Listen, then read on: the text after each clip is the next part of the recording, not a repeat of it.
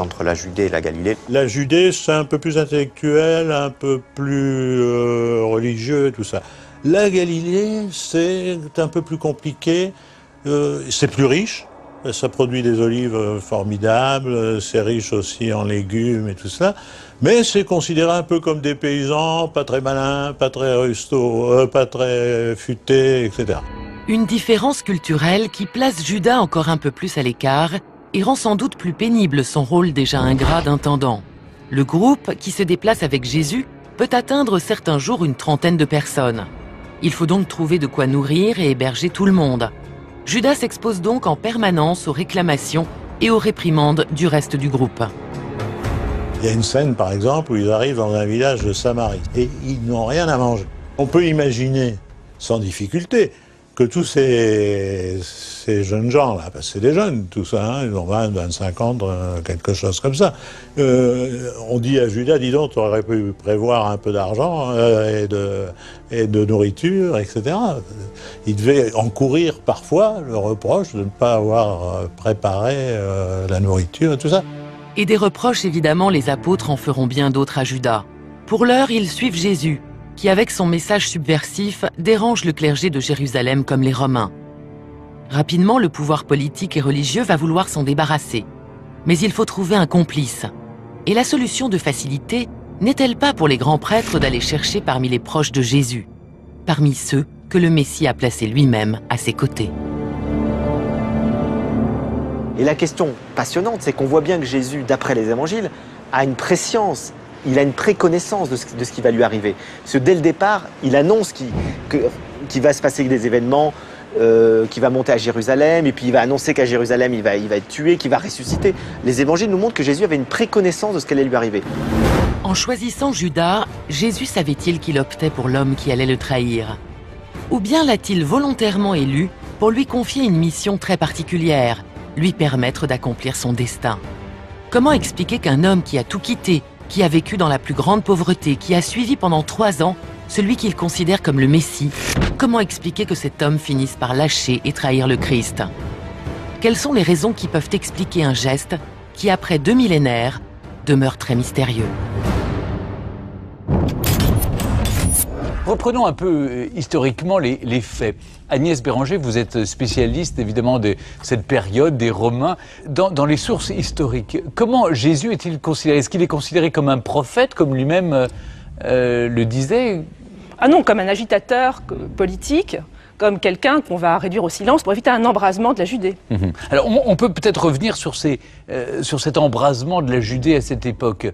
Quelles étaient les motivations, quelles étaient les forces en présence? Alors d'abord, il faut voir que la Judée est province sous administration directe romaine seulement depuis 6 après Jésus-Christ, donc c'est assez récent. Et que les Romains ont l'habitude, quand une zone devient une province, de faire procéder à un recensement. Pour un recensement des personnes et des biens, afin d'établir l'assiette de l'impôt au mieux. C'est en général assez mal perçu, puisqu'on se doute qu'on devra plus payer. Alors Isabelle, je me tourne vers vous parce que les Romains sont aussi aux prises avec des mouvements, donc ces révoltes, mais aussi des mouvements prophétiques qui émergent comme ça en Judée. Alors plus que des mouvements prophétiques, c'est plutôt des mouvements messianiques, c'est-à-dire que la Judée de cette époque est particulièrement agitée pour les raisons qui viennent d'être dites, et parce que le judaïsme, comme vous le savez sans doute, n'est pas un mais multiple. On parle de sectes, ce qui n'est pas tout à fait exact d'un point de vue historique, on pourrait plutôt dire des courants, entre les pharisiens, les sadducéens, les zélotes, les esséniens, etc. etc. C'est une poudrière. Et dans la manière dont les Romains gèrent le problème, c'est pas tant une hostilité au prophétisme que le souci de garder l'ordre, de maintenir l'ordre. Et donc les Romains regardent avec beaucoup de suspicion ces mouvements messianiques qui interprètent les livres prophétiques et qui trouvent un certain nombre d'éléments qui, face à leur situation difficile, les confirment dans l'idée que peut-être bientôt un Messie va arriver. Et tout cela crée une grande agitation. Clémentine, c'est vrai qu'on parle de la vie de Jésus à travers les évangiles. Là, on voit qu'il a accompli un certain nombre de miracles. Comment ces miracles étaient-ils, selon vous, perçus à l'époque, tant par les Romains que par les Juifs et le grand prêtre? Eh bien, le monde dans lequel vit Jésus est un monde qui est plein de miracles. En fait, la Bible a deux sources. L'Ancien Testament juif, qui est plein de magie, plein de miracles, et les rabbins eux-mêmes font des miracles. Et puis, il y a le Nouveau Testament, qui n'est pas écrit en Palestine, qui est écrit dans le monde grec, en fait en Grèce, en Turquie et voire même un peu à Rome, écrit dans la langue grecque.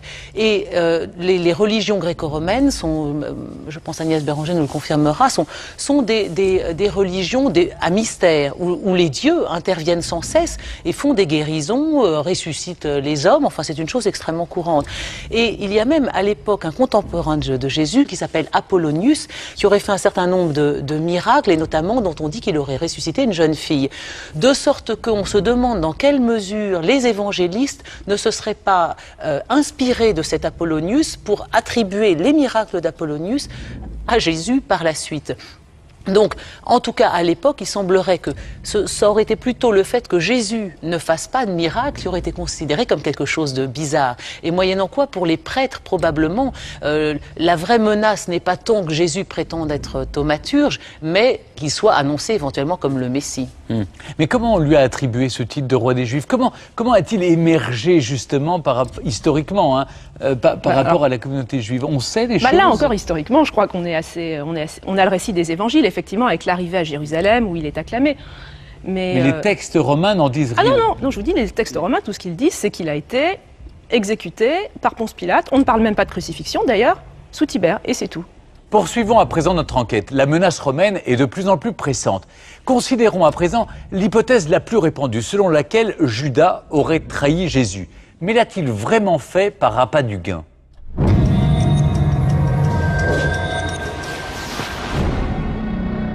C'est à Jérusalem que va se jouer la fin tragique de Jésus. Nous sommes vers l'an 33. Comme de nombreux fidèles, le Christ est venu avec ses apôtres en pèlerinage dans la ville sainte pour fêter la Pâque juive. Il a été accueilli et acclamé comme un roi à son arrivée à Jérusalem. Un triomphe qui a de quoi inquiéter encore un peu plus les dirigeants du temple. La veille, Jésus et les 12 apôtres se réunissent pour célébrer cette fête. C'est le dernier repas, la fameuse scène. C'est au moment de ce repas qu'il va, selon les évangiles, être troublé et dire « L'un d'entre vous me trahira ».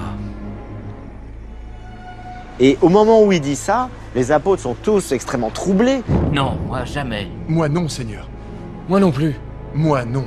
Moi non plus. Et Jean demande à Jésus de qui s'agit-il, et Jésus lui dit « Celui à qui je donnerai cette bouchée de pain, c'est de lui qu'il s'agit ». Et il donne la bouchée à Judas. Jésus dit à Judas « Ce que tu dois faire, fais-le vite. » Et Judas va partir, et à ce moment-là, les disciples se disent « Comme il tenait la bourse, il a dû aller acheter quelque chose ».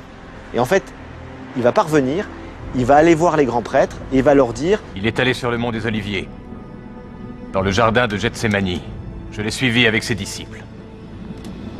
Je vous y conduirai. » Combien sont-ils? 12. Et donc vous pourrez l'arrêter sans qu'il y ait personne. Ça ne créera pas de scandale, d'émeute publique. Voilà le bon moment et le bon endroit pour l'arrêter.